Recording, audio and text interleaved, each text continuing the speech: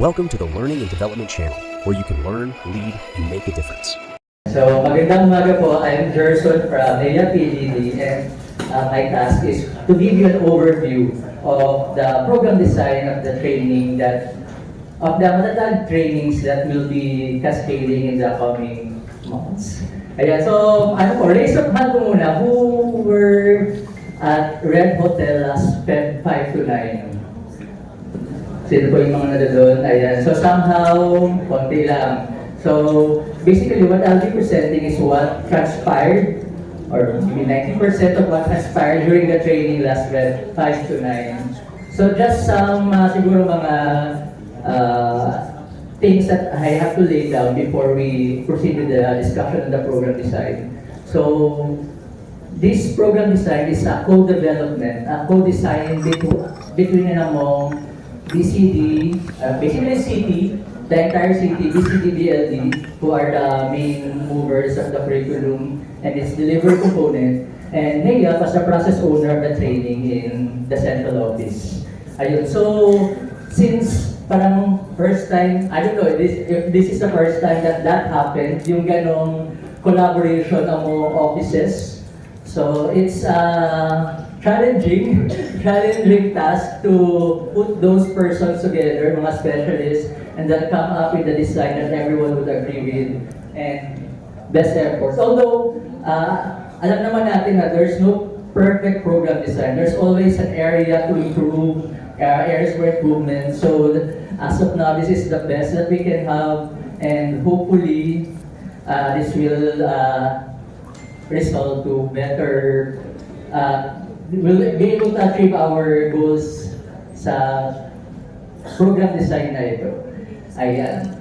So, program design, sino po gumagawa na dito ng mga program designs for recognition before, or for lahat po tayo familiar naman, no? Kasi nag-NNE tayo nag-QA. So, we know the process na ideally, we start with the program design, with the macro design. So, we know the end. We know the end in mind. We have the end in mind. Ano yung result? And then we work backwards. Ano yung mga objectives, ano yung mga activities that will help us get to that goal. So, yun yung macro design. And then once we have our program design, yung ating form, it will be easier for us to come out with session guides. Yun yung mga micro designs natin that will contribute to the achievement of our macro design. So, ang i-represent ko sa inyo yung macro design. So, program design, rational objectives, and then names of sessions. So, I won't be going through the details, nitty-gritty of the session guides. Ayun. So I'll be breezing through some slides because these have been briefly, comprehensively explained by Mark kanina. So we have the rationale on the reason why we're having this training is because we have a new curriculum, and for us to effectively implement the curriculum, we need to capacitate, to build the capability and build the capacity of our schools and our school leaders and teachers to implement faithfully the curriculum. So, kaya meron tayong MATATAG trainings. And then, eto kanina na-mention na yung MATATAG agenda. I think the curriculum is very heavy on the first syllable, the MA, to make the curriculum relevant, produce job-ready, active, and responsible citizens. Sa dulo ng MATATAG agenda na ito naman talaga yung gusto nating ma-achieve. So, the rest of the items in the MATATAG agenda should all contribute to the achievement of the MA. Ayun. And tayo, ang ambag natin ay nasa G tayo, to give support to our teachers for them to teach better. So, better instructional practice. Ayun. So, our program design, as per the M44, should be competency-based. Ayun. So that's why we try to also map the design, the sessions, the objectives into the different professional standards. So hindi natin isa-isahin yan. yung PPSE, SH, and SS. And then, for the delivery model, given the number of DepEd teachers and school leaders, medyo parang somehow na ang nagiging kadalasang delivery model natin ay cascade or train the trainers model.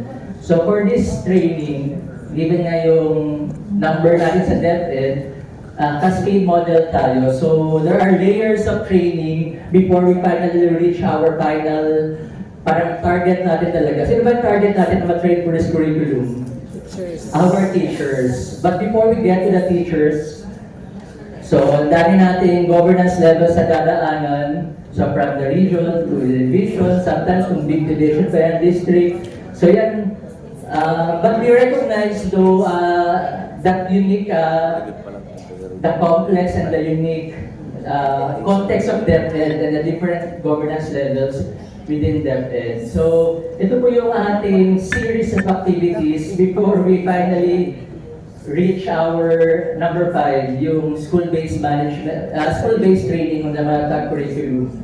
So, isa sa mga disadvantages and maybe hesitation sa mga tao on adopting this training model is yung fear of delusion na as you go down the governance level, yung content medyo nababawasan. There were stories before na yung 5-day training nagiging 4, 3 hanggang makarating sa school one day na lang. So we recognize yung mga ganong realities and ano ba yun? So yung deviate from the original design. So we are also trying to recognizing those realities. May mga mitigation strategies naman tayo na we're trying to put in place. Like, ayan. So based on the studies, kailangan yung cascade model natin should be experiential and reflective. Hindi lang siya transfer, lecture of knowledge, KSAs.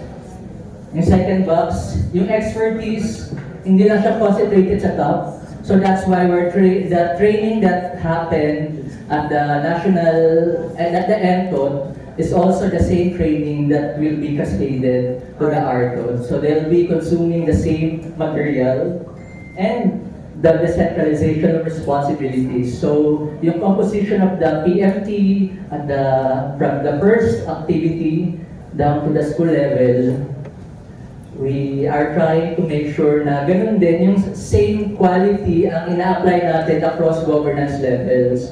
That's why we have the F44, that's why we have the MNE, the QA. Ayan. So that's why we're here, because we wanted to make sure na regardless of your governance levels, same yung experience, same yung content na nakonsume natin. So that's from Dr. David Hayes of Rock University. Ayan. Medyo ang daming intro. So ito, i-discuss ito mamaya ni Sir Gerald, yung Kirkpatrick model of evaluation, which you are very familiar na. So ito, tinatahilan din natin ito sa workplace development objectives na kasama sa program design. So you know the 4 levels of evaluation and then the guide question for each level of evaluation. Ayan. So, ito, binanggalan natin yung Kirkpatrick level of evaluation with the workplace development objectives. Familiar tayo sa WDOs. So this is just the series of objectives leading towards level 4, from level 1 to level 4. So yung learning natin, ito yung mga leading objectives natin. The terminal objectives could be captured through an output. The application objectives is how they apply what they have learned back in the workplace. So that's your change in behavior, that's your outcome, and all of this will all contribute to the achievement of our organizational goal, which is to, ano po yung dulo ng lahat ng ginagawa din sa DepEd?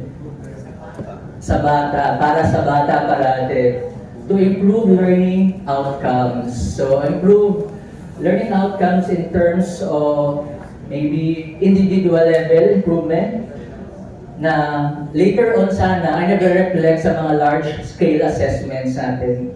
Di ba kanina nabanggit may learning poverty, mababa yung performance natin sa mga sa teams, sa PISA. So, ang dulo at dulo naman natin talaga is improve learning outcomes. So that's our result objective. Now, for the application objectives, naka-segregate ito per job group. So despite having the same training, medyo may yung kaniyang design in terms of what we wanted them to implement back in their workplace, medyo magkakaiba yung laman ng kanilang WAP. So lahat sila, meron silang workplace application plan which vary according to their job group.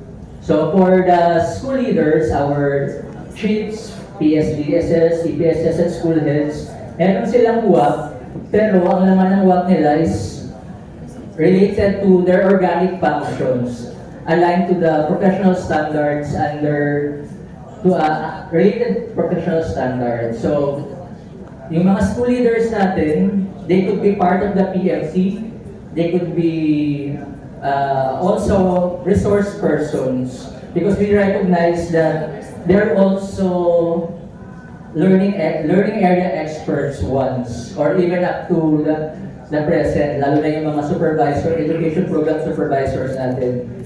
Ayan, so role nila maging PMT or resource person. For our teachers naman, meron din silang WAP, pero ang laman ng WAP nila is again related to their function as teacher or master teacher. Ayan, so, and yung matututunan nila will be implemented through their classes or through their involvement in their learning action cell, which we and through collaborative expertise. Ito collaborative expertise medyo relative new term, pero it's basically LAC repackage. Ayan. So, back in their workplace, meron silang WAP na i-implement na ang laman ng WAP nila again is related to their organic functions. Now, at the end of the training, 5-day training, ito po yung kailangan nilang ma-develop. So for our supervisors, APS or PSDSS, they will develop an instructional supervisory plan. Ginagawa naman talaga nila yan, pero this time dapat in relation to the implementation of the MATATAG curriculum. Our chief APSS is an IS plan for supervisors. Yung kung kanina, yung mga EPS and PSDSS for school heads, yung ating chief EPS naman is for supervisors. Yung school head naman natin, ito, yung IS nila is for teachers, and on top of that, they will also be co-developing school-based MATATAG curriculum training implementation plan. Pwede siyang own development or co-development. Kasi hindi na naman siya mag-implement ng MATATAG training sa kanyang school. So it could be a cluster of schools, depende sa typology ng kanilang school. Kung small school yan, big school, pwede sila mag-cluster or pwedeng self-contained school during the training. Yeah, so may ganong flexibility yung ating training para hindi na maulit yung mga instances before na large crowd, 100, 200, 300 participants in one session for the entire training. So hindi siya conducive. Then for our master teachers, twofold siya. So again, dapat laging one notch higher yung kay master teachers. Aside from developing a lesson plan, an IS plan also for their teachers, for their colleagues. And for teachers, ang lagi naman ang everything that will be learned, that they will be learning from the session, from the training, can be captured in a lesson plan. So malinaw na lagi meron concrete output ang gusto nating ma-develop. Ngayong tanong, And paano kung for school leaders, gagawa pa rin ba siya ng lesson plan?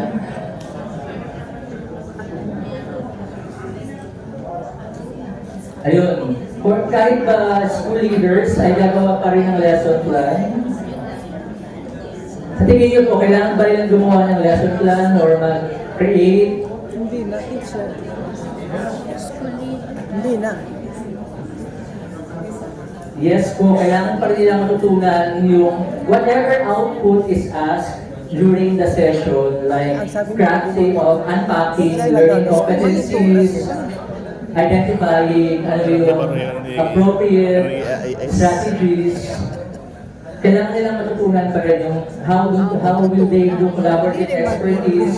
They still need to learn how to do those things first-hand experience. So when they go down to their respective schools or districts or division offices, they have a first-hand experience na pwede lang paghugutan in providing technical assistance or instructional supervision sa kanilang mga nasasabupang schools or students.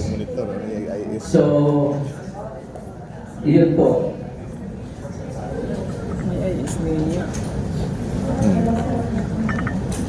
So we're now down to we're done with our result objective, which is to improve the learning outcome. Next, back in the workplace, meron tayong i-implement na ano po yung i-implement natin kapag bumalik na tayo sa training? WAC. So yung WAC natin, unique siya according to your job group. And then our terminal objective, yung pag-develop. So yung application, yung pag-implement ng WAC, yung sa end of the training, ating terminal is to develop these outputs.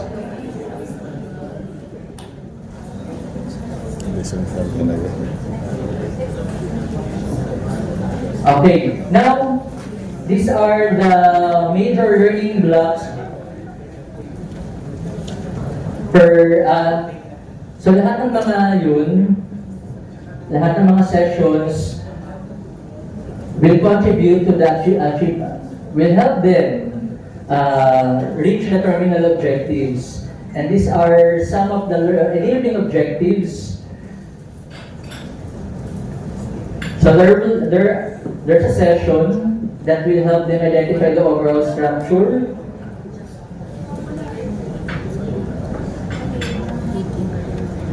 They will also be unpacking or merging clustering competencies. So nabanggit niya ni Sir Alvin kanina. Enabling objectives, contributory terminal. There is also a session on the IDF. Ito yung kaninang diagram na pinakita na tutugtungan ng lahat ng mga strategies. So, meron na tayong objectives, meron na tayong principle behind the possible strategies. Ngayon naman, once you have identified your objectives, strategies, meron dapat makapag-design sila ng classroom-based assessment na align sa objectives and strategies nila. And then, meron ding awareness. Kasi nga, isa sa mga focus na matatag curriculum is the 21st century skills. So, how will they integrate 21st century skills and inclusion and brain-based learning in the entire process of teaching and learning? Ayan. So, specific session also on pedagogical approaches and assessment per learning area. Mamaya po makikita natin kung saang session babagsak itong mga enabling objectives na ito. And ito, for school leaders, strategies in organizing and managing school-based PDs. We also wanted to touch on the affective side, their acceptance of the MATATAG curriculum. And there's a unique session for school leaders because they'll be serving as resource person. So this is a refresher review on facilitation. finalize at tunirang ng kuwan session guides. Ayan. So ito, As an assignment ko. trinay lang po namin na pagdugtong-dugtungin yung mga MNE ideas na alam natin, like the workplace development objectives, Kirkpatrick levels of evaluation, and hindi po familiar sa theory of change. Nilaro namon kan. Familiar tayo sa land frame or theory of change on how everything is interconnected and how one fits to the next. For example, meron tayong mga session. Mga sessions natin dyan, may mga objectives yan. And yung mga session objectives, kapag pinagsama-sama mo yung ilang session objectives, makakabuo ka ng enabling objectives. So hindi naman yan 1:1 correspondence, pero yung dalawang session objectives contribute to an enabling objective. And then, yung mga enabling objectives natin will contribute to one or two terminal outputs. Terminal objective na most of the time terms of a concrete output yan usually. Like in our MATATAG training, lesson plan, supervisory plan, school-based management training. And then once na bumalik na sa workplace yung ating mga participants, they'll be able to apply what they have, their work. So there's a change in behavior, nasa level 3 na tayo. And then, kapag over time, as we implement the curriculum, faithfully implement the curriculum, dapat may ginagawa rin tayong MNE to check if we are on track with our goals, and eventually kapag lumabas yung mga large-scale assessment na PISA, TIMSS, somehow dapat lumalabas yung result, nag-contribute tayo sa result na improved learning outcome. So ganun namin siya nakikita na pwede siyang tingnan ng ganun. And this theory of change also could also be your framework for MNE na rin, which will be discussed later, na yung mga session objectives natin may katapat yan ng mga MNE data na dapat kinokollect. For example, di ba meron tayong session output, so that's the MNE data, that's a data point that we have to keep an eye on. So yung mga enabling objectives natin, meron din yung corresponding data points. So ano yung sa MNE plan natin, yung mga bawat rectangle na yan, may corresponding yan na data point, MNE data point, na dapat nare-reflect natin sa MNE plan. So basically, kapag nakagawa ka ng ganito, madali mo na rin ma-identify, magagawa yung MNE plan mo and the data that you need to collect to gather for your MNE plan. Bawat level. So, yun po. Now, let's go to the overview, the macro design. So, all our sessions will start at 8. So, there's a 30-minute MOL. And then, yung ating mga breaks in the morning, in the afternoon are good for 15 minutes na uninterrupted. So, meaning, hindi tayo napaka-activity during our breaks because it's not, because multitasking is a bad habit, sabi nga sa Science of Learning. And then, we have a 1-hour lunch break. Sana din hindi tayo mapapa-activity, wala tayong ibang ipapagawang outputs. So, makapag-focus sa pagkain, ma-process yung natutunan.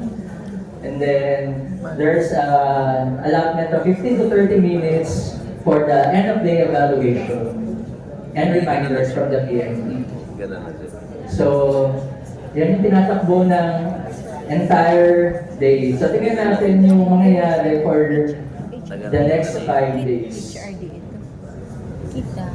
Yeah. So, on day 1, morning, meron tayong pre-test, registration and pre-test. So, ito pong pre-test na ito, level, anong level po ang pre-test natin? Pre-test post-test, level 2. Ayan. So, end of the day.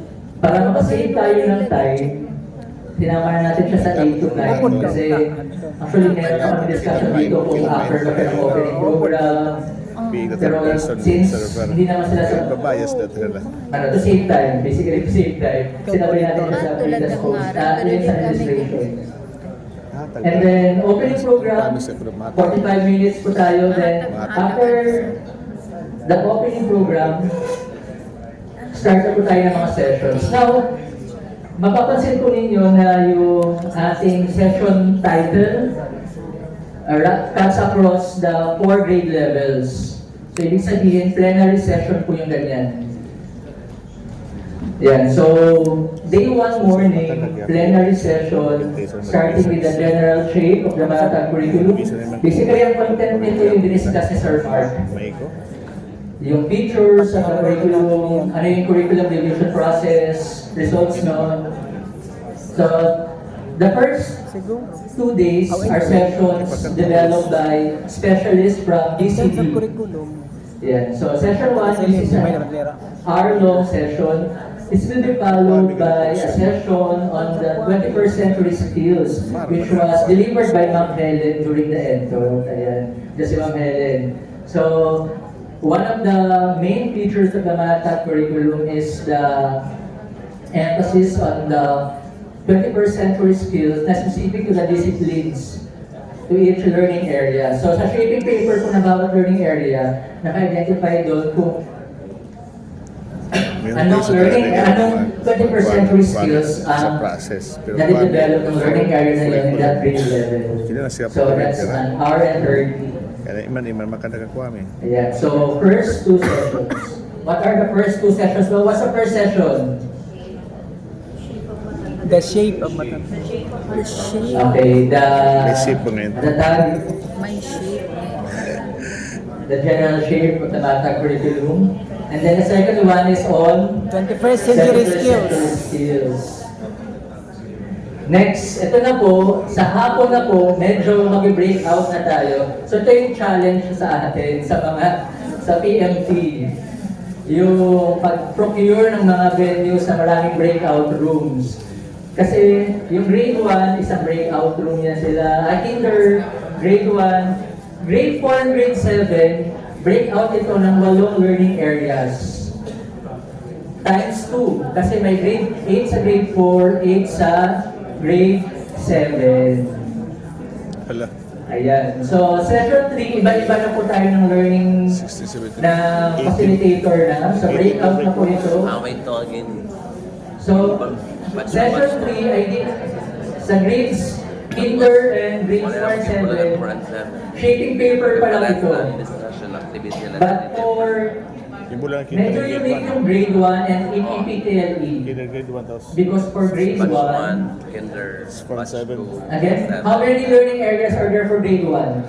5. 5. And bawat learning area na yun sa grade 1, may shaping paper. Yung EPP naman, how many components? Kung familiar tayo. 4 components. So, given the time, mas shorter ang time na grade 1 at saka EPP kasi meron silang 4 na sessions for the entire mas konti ang time allotment nila per learning area. So again, shaping paper ito. Pero for grade 1, first combined na yung language, reading, and literacy. And for grade 4, 7, APP, ICT na ang discussion.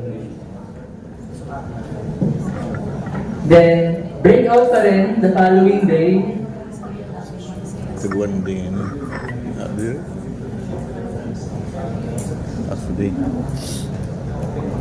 So the following day, for grades 4 and 7, ito na yung discussion ng quarter 1 curriculum.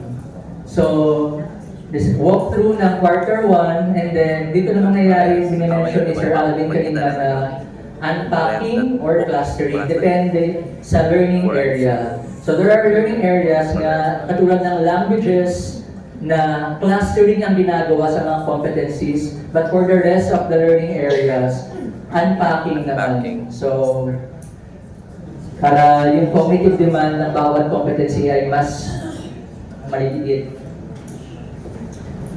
But for Kinder, discussion na ng Ang title ng session na is Equipping the Kindergarten Learner for the Modern World. Ito yung mga themes kasi ng kindergarten curriculum.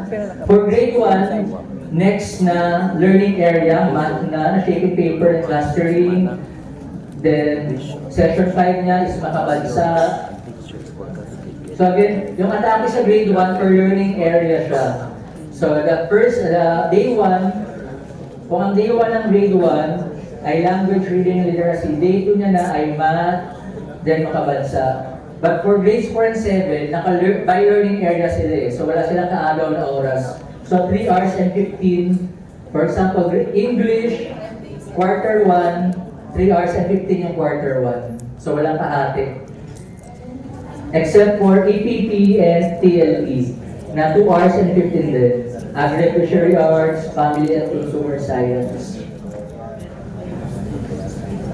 Then, continuation pa din ng curriculum-related sessions sa day 2. Yung kindergarten, second theme niya na, Discovering Connections, the new kindergarten curriculum integrated design. But for grade 1, ito na yung last learning area ng grade 1 in terms of curriculum shaping paper and clustering of learning competencies, which is GMRs. For grades 4 and 7, kung ang umaga nila ay quarter 1, ang hapon nila ay quarter 2 na. So again, dito, walk through ng quarter 2 curriculum and then unpacking or clustering of learning competencies. So medyo same lang siya ng design, yung quarter 1 and quarter 2 niya. Session 4 and session 5 ng grades 4 and 7. So, ang hope natin dito, na-master ng mga teachers yung process of unpacking or clustering. So more of practice na sila sa quarter 2. And familiarization ng curriculum guide. At nabuo na rin natin yung 4 components ng EPP, OS, and TLE, Industrial Arts. So, first 2 days are curriculum-related sessions. Heavy on BCD sessions. Ganun namin siya tinitingnan. Now, for days 3 and 4, ito naman, mga BLD sessions, Learning Delivery sessions. So, first session on day 3 is a plenary session. This is the session now on IDF. Yung mga naka-attend sa Red Hotel ng Feb 5 to 9, after the session of Chief Rose Villaneza, sinundan ito ni Dr. John Peng ng session ng Science of Learning. But over the discussion with CT, in-integrate na sa session on Instructional Design Framework, yung Science of Learning. So, yun ang naging decision. So, after the plenary session ng 8:30 to 10, mag-break lang ulit. Kung nakikita rin nyo, hindi na namin nilagay yung mga 15-minute break para less wordy na yung ating presentation. So from 10:15 to 12, so yung time na 15-minute break, this is also the time for them to go to their breakout rooms or kung may set up na mga breakout rooms pa. Now, kung first 2 days is on BCD, the content, ito naman yung pedagogy na ng per learning area or grade level, like session 7A. At kung mapapansin din po ninyo, slightly nag-iiba yung mga session numbers. Iba yung session number na ni Kinder, kay grade 1, kay grade 4. So, that's why kailangan lagi tayo merong hawak na training matrix para di tayo malito kung ano yung session number niya. For Kinder, pedagogy and assessment discussion na. For breakout na po ito, naka-breakout na itong 10:15 to 12. Itong 8A na, this is pedagogy and assessment na for new language learning areas. Ito na yung language and literacy ng grade 1. And then, for grades 4 and 7, pedagogy and assessment na per learning area na. So kung yung first 2 days is on content, ito naman, pedagogy and assessment, ano yung appropriate pedagogy and assessment na align sa 21st century skills, na specific to the learning area. So, itatahin na nila. So, we're trying to build on each session. Pati din yung mga outputs. Kung ang output ng BCD sessions is unpack, learning competencies, which are your objectives, ang mga output naman ng sessions na ito, ano-ano yung mga specific teaching strategies, pedagogy na aakma doon sa na-unpack na learning competencies. So, our participants would also be able to see the connection among sessions na nag-uusap yung mga sessions natin. Maghihimo dahil in universal. So ano po yung 8:30 to 10 natin na session? Session on IDL. Ayan. So design framework.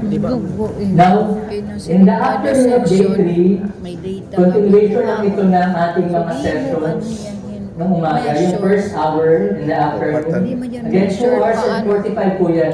Originally, 2 hours and 15 lang yan. But during the DTOT, na-realize ng mga tao at ng mga artists din na parang bitin na bitin yung 2 hours and 15. If you really want to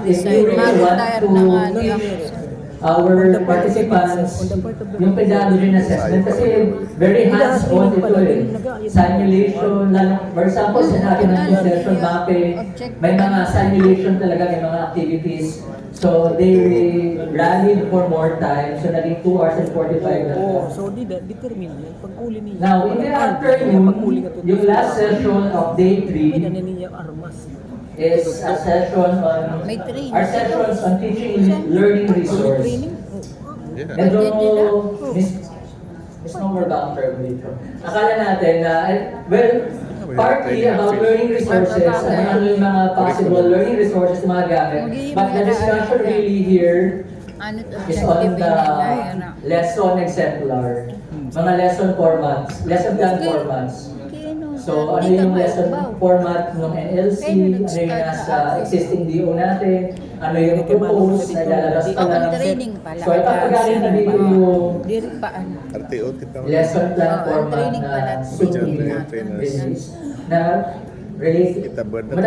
Matatagin na yung acronym nun. So, tingnan natin kung maabot. And, ayun yung discussion po dito. So dito, sa session na ito, di ba sa session ng days 1 and 2, nag-unpack na sila. May objective na. Sa day 3, meron ng mga objectives, mga pedagogy strategies. Ngayon, sa session na ito, i-shoot na lang nila sa lesson plan format or template yung mga outputs nila na yun. And they will supply the missing elements. So, ito na yung pinaka-bucket na kanilang outputs from the previous session. So, they will just keep on refining, enhancing their previous outputs.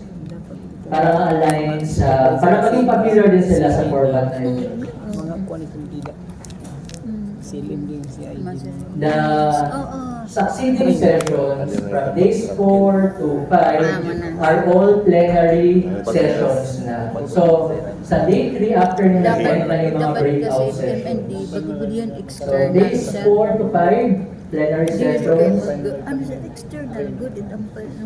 One of the main features of the MATATAG curriculum is the 21st century skills.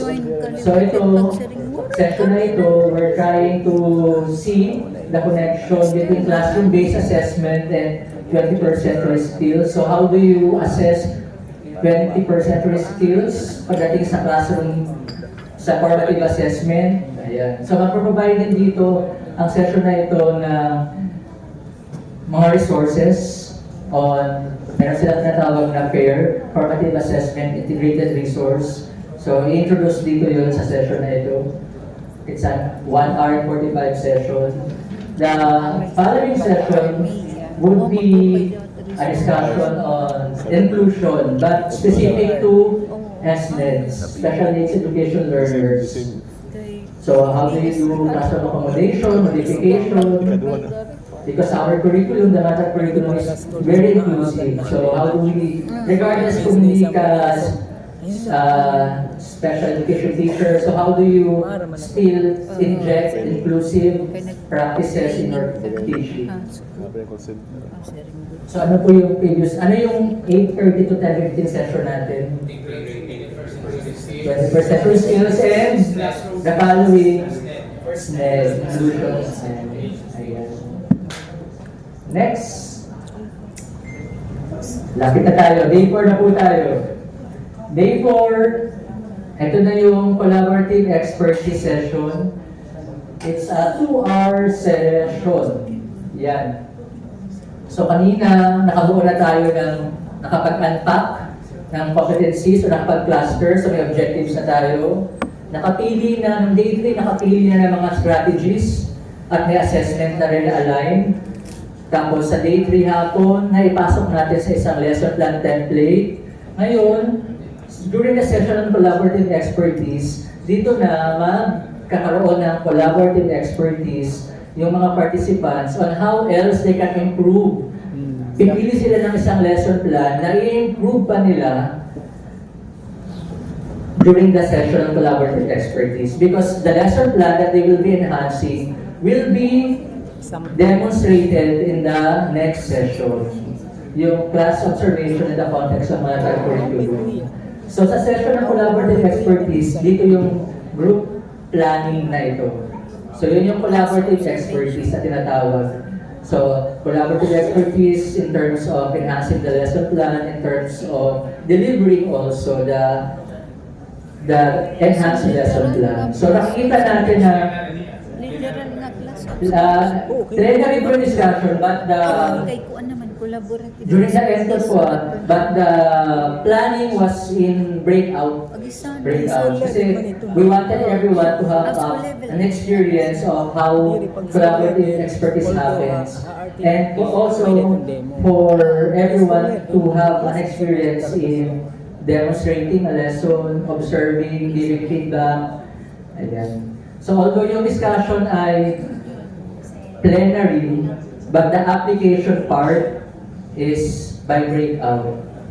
So yun yung isa sa mga challenge ko lang ng Leia. Kasi yung nangyari po sa amin, may live stream na plenary. Live stream yung input from activity, analysis, abstraction, but the application per breakout. So, part ko yan sa planning na gagawin ng ating mga PMT. Ano nga po ulit yung session? No, 1 to 3 natin? Collab, expertise, and classroom observation / demo teaching po yan. So nakita natin na tahi-tahi yung mga sessions, they are building on each other.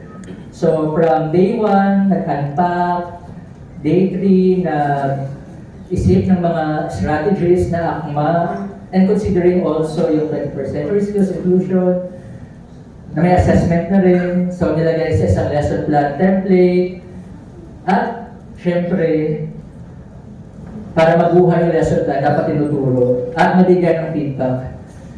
So, day 5, last day, medyo may clear lang po ito, very heavy on management of school-based PD program. So, 3 hours and 30. So, dito na kasi mangyayari yung planning. So, for school leaders, how will they be doing their school-based division training? So dito na yung kanilang training implementation plan, yun na yung kanilang workplace application plan.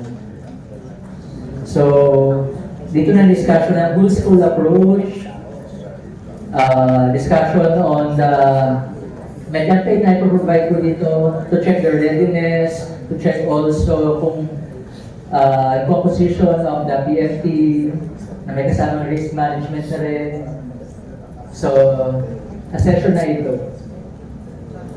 And for school leaders, mag-extend pa sila ng hapon. There's another session, katulad na nabanggit kanina, refresher on facilitation skills for school leaders only.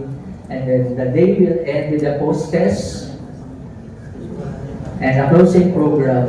from 3:30 to 4:30. But for teachers, same lang din sila na pagdadaanan.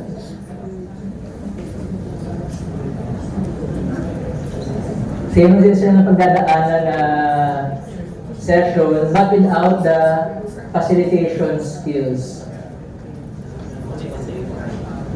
So, mag-post sila ng 1:15 to 1:45 and then earlier finish for lectures.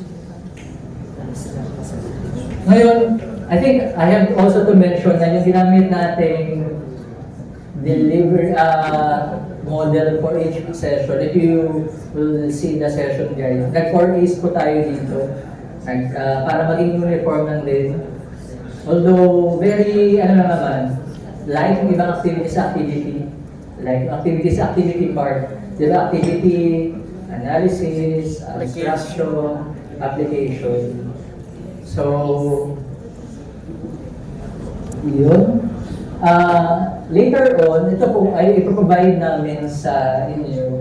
This is the landing page of the training package directory. So kapag share na po namin ito sa mga piling MNE at piling PMT members, nakalatag na po na ganyan yung ating mga materials. So from kinder to Mate 7, then per day na po siya. So para sort of matrix na rin siya. Then once you click the session number, lalabas na dyan yung mga materials under for each session. So the session guide, the slide deck, and if there are worksheets. So all in all, naglalaro tayo sa 13 or 14 sessions. Depende sa grade level or learning area. So yung mga naka-yellow, yan po yung ating mga plenary sessions. Yung mga naka-white, yan yung mga specific to a grade level, learning area. Ayan. So basically, 1, 2, 3, 4, actually 5 lang. Kasi yung session 3 naman natin ay 6 pala. 6 kasi yung first breakout natin is shaping paper, then quarter 1, quarter 2, then pedagogy and lesson plan for days 3 and 4. For day 3 after. Ayan. So, balikan lang po natin yung ating objectives para nag-overtime na ako. So, kanina, during the session of Sir Mark, was he able to explain the different features of the MATATAG curriculum? Yes. And can you also explain kapag kayo na-deliver? Yes, of course. Now, were we able to analyze the program design analyze the program design of the curriculum and see the connection. Actually, Yung makita ba natin na yung content ng MATATAG curriculum ay yung design ng MATATAG training natin ay sinasalot niya ba yung focus sa MATATAG curriculum. Baka nga, sabi naman, ang master natin mas walk through the design. Kasi hindi naman tayo hindi naman natin scrutinize yung the design itself because it's already present. Kapag ginawa pa natin yun, magbabago tayo ng program design ng mga session guys. Ayan. So, eventually, this will be shared with you through your PMTs, pati yung deck na ito, and then hopefully it will be helpful when you deliver your session. Like and subscribe to the L&D channel on YouTube using the link youtube.com/@learn2lead channel. For more information, visit our NAAP Agent 8 official Facebook page at facebook.com/NAAPRO8.